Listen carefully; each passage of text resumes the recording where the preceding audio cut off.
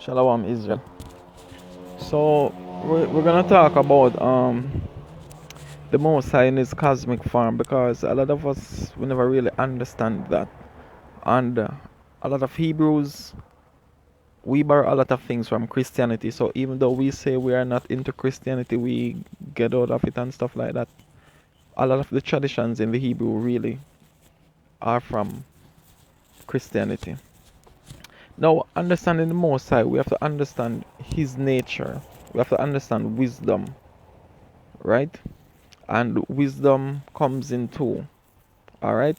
So whatever you see here on the opposite side is the opposite of what is around here. So if here is heat, around here is going to be cold. If this is light, around here is going to be dark. If this is day, around here is going to be night. So you get the point of it. So one side of it is the antithesis of the other side. You understand? They don't coexist. One puts an end to the other. So if this is marriage, what is on the opposite side of the coin? Adultery, right? We need to understand how this works. So I'm just gonna deal with one scripture first, mainly, and build everything on that. If it says, "Do not sit with another man's wife," even though it is talking to the man, obviously, but in a more subtle form, it is also talking to the woman. How? All right. Do not sit with another man's wife. So if you're telling me not to sit with another man's wife, then on the contrary, you're also telling another man's wife to not sit with another man apart from her husband. So it works both ways, right? Now, how does this adultery work? Okay, here's marriage. Think of an iceberg, right? So above the surface, this is what we see, marriage. But beneath, where you cannot see, there are different factors, things that complement the marriage. Peace, love, kindness, understanding, knowledge, all of these things, they support the marriage. They keep building the marriage. They are the foundations of the marriage, right? No, on the opposite side, there's adultery. So the only thing we see up here is the adultery. But what is triggering the adultery? It can come from many different things. Nostalgia, envy, jealousy, things of that nature. Lust, desires, covetousness, all of that. Right? So even though up here there's only adultery, guess what? We need to understand the science. When I say science, I mean the nature or the knowledge of what we see here. So there's the seen and there's the unseen part of it, right? So back to where it says, don't sit with another man's wife, or don't sit with another man apart from your husband. What usually happens, right? When you have a problem with your boyfriend, your husband, whatever you call him, right?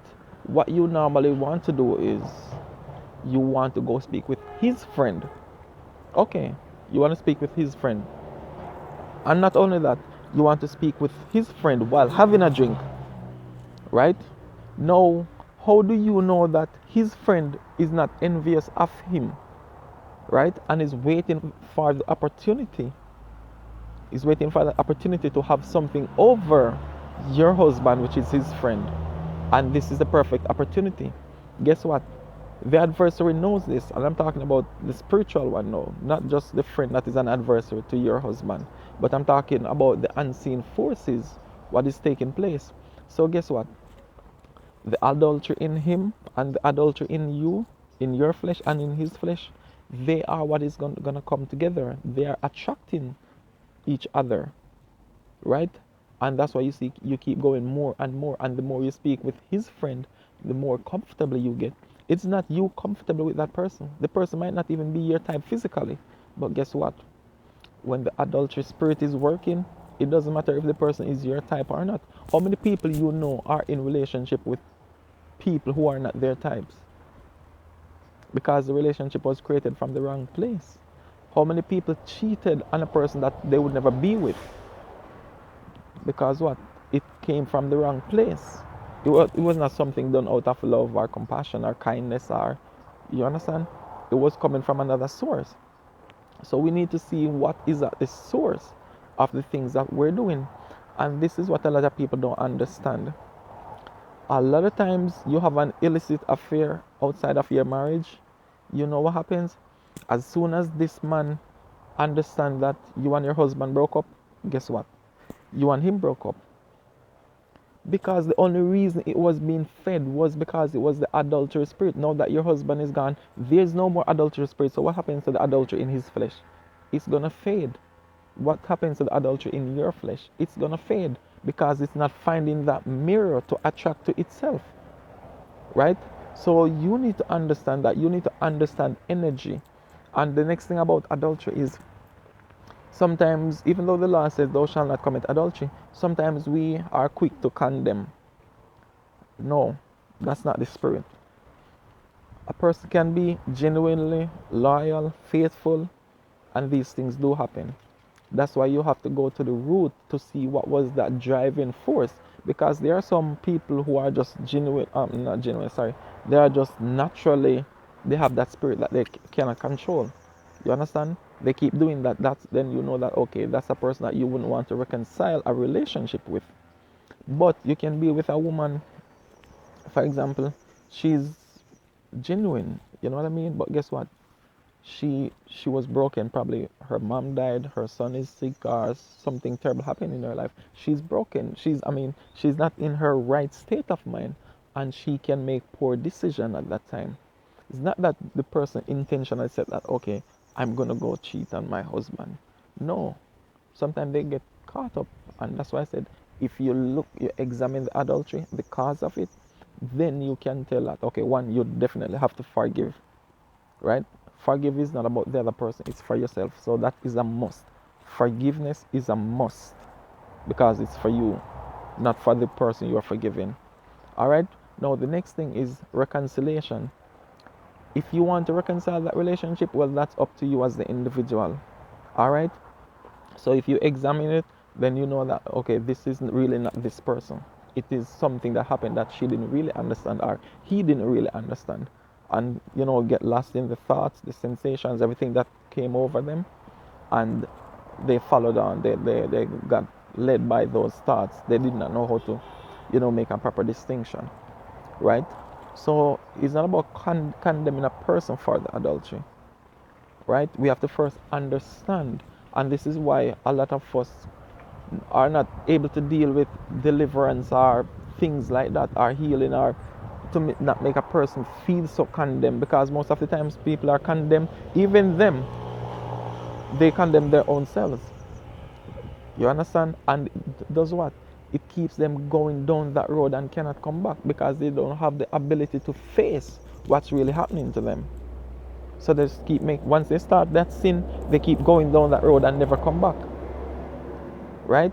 And what usually happens is when you commit one sin, because the way you feel, it makes you want to connect with people who are doing the same things, not people to show you that, hey, this was wrong, or come back up, get back up, be that king you're supposed to be that queen you're supposed to be. You understand? That happened, but that's not what you are. You understand? That's not what you are. So yeah. So we need to be careful of how we deal with these things, right? So once you can confess what has happened to you and understand that you are not your experience, you are the one that is aware of your experience, guess what? It will cause you to be more liberated inside rather than being bondage to your own transgression. You don't want to be subjected. You don't want to be subjected to those thoughts. You understand? Otherwise, you're just going to keep cycling them. Okay? So we need to understand that about adultery and marriage and people in marriages or relationships, whatever you call it. You just need to be conscious of the things you do, how you go about doing it.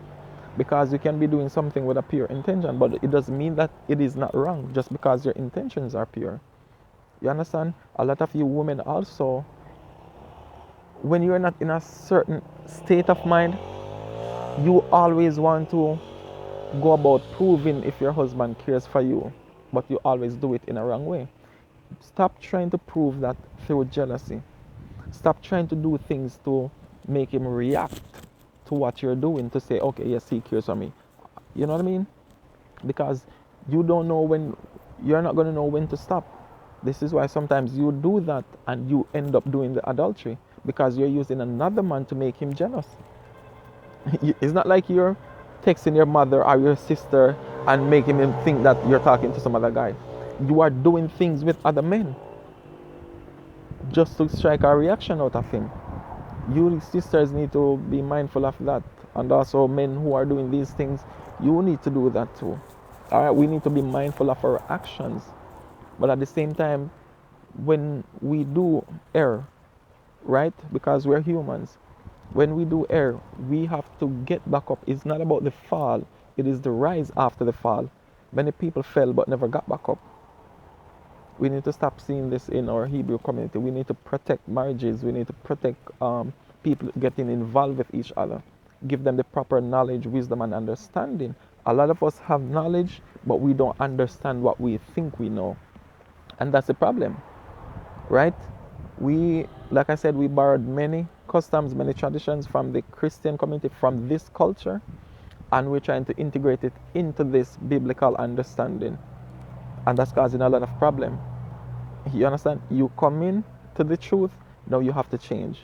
You don't come in with the same cultural belief or your same conditioned thoughts and ideas and everything. You cannot come in with that. That's why I said be separate. So this is just to show you how marriage and adultery works. You understand? Because the Most High created things in two, right? So it takes one to know the other. So adultery is the antithesis of marriage. So we need to understand that. Shalom.